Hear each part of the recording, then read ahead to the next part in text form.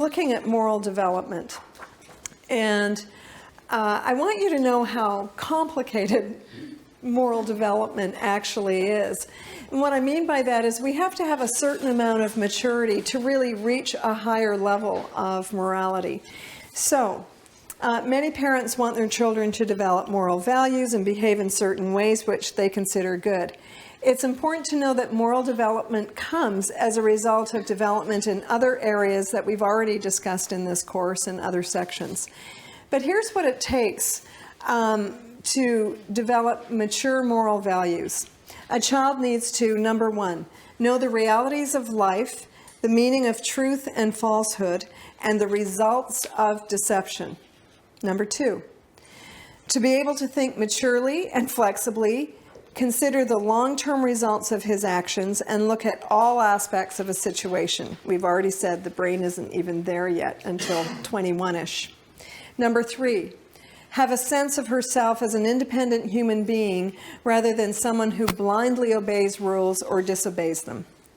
There's 5. Number 4, have the ability to recognize his own feelings, which takes a lot of time, to express them appropriately, to hold back on hurtful actions which might result from those feelings, and meet his needs in ways which do not harm either himself or others in the long run. Number 5, have a thorough understanding that other persons of all kinds are selves just like her, and that her actions can have helpful or harmful consequences from them or for them. So it's pretty complicated. And what I'm saying here is it's a great big pot of soup.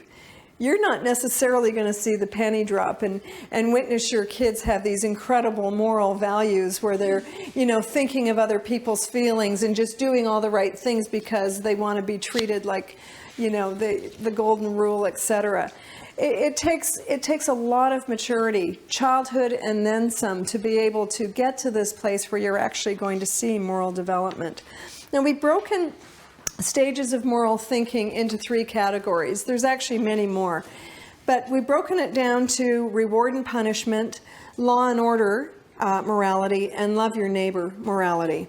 So reward and punishment morality. The child or adult at the reward and punishment level or stage doesn't necessarily know why certain behaviors are right or wrong, only that they are because the authorities say so. So they don't understand why the behaviors are wrong. They're just relying on the authority figures telling them that they're wrong. This acceptance of authority may be based on fear of punishment, or it may be based on trust of the greater wisdom of the authorities. Whether a person develops beyond this level of moral understanding depends on the way his parents taught him morality. So many people stay stuck at this level of moral development of punishment and reward, which means it's only wrong if I get caught, and it's only worth doing if I get a reward. Okay, and then we move up to law and order morality. At this stage, the child has taken the lessons taught to him about good and bad behavior.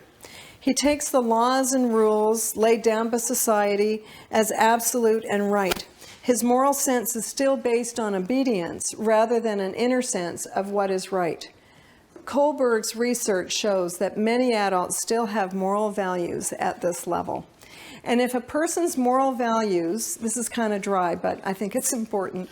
If a person learns his moral values with reward for good behavior and punishment for wrong behavior, he will develop to the law and order level of obedience. He may have, as an adult, rigid rules that he carries out with his family without exploring them to see if they were truly his belief systems or his values.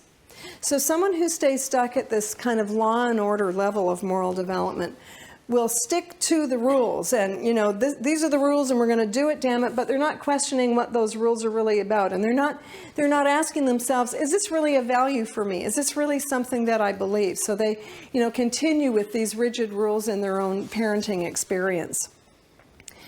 Love your neighbor morality, the golden rule. Love your neighbor as yourself, or treat others the way you would like them to treat you. At this level, Morality is completely internalized. It's no longer based on standards of other people. As a person interacts with different cultures and families, he begins to see that there are several possible beliefs. This person is able to resist the pressures and not give into temptation, which is clearly wrong. And in other words, he is able to go by his inner principles. He doesn't succumb to the pressures. He's able to do what feels right for him because he understands the rules, and he's got the self-esteem to be able to stick up for himself and, again, not feed into temptation. So I guess the question is, how do we get kids to this level? What is it in our parenting that we really need to do? Well, everything that we've been talking about, you know, from the communication and the boundaries. Inductive parenting is something that I've mentioned, and inductive parenting is helping children see that our behavior can have an impact on another human being. That's why, you know, communication and making I statements and that kind of thing takes kids to this higher level of moral development. Now, a child can't care more for someone else if they don't have that consideration for themselves. So understanding their own feelings, when you use reflective listening, when you help kids understand their feelings and their needs, when children start to develop a sense of who they are, how they feel, what it is that they need, then and only then can they actually relate to the fact that other people have needs as well. And so my kids will come home on time because they're worried about me worrying. They don't want me to worry about them, as opposed to coming home on time because they're afraid of being punished. You know, you could say that that's a very practical difference for a child who's taken the rules because he understands his behavior actually affects other people.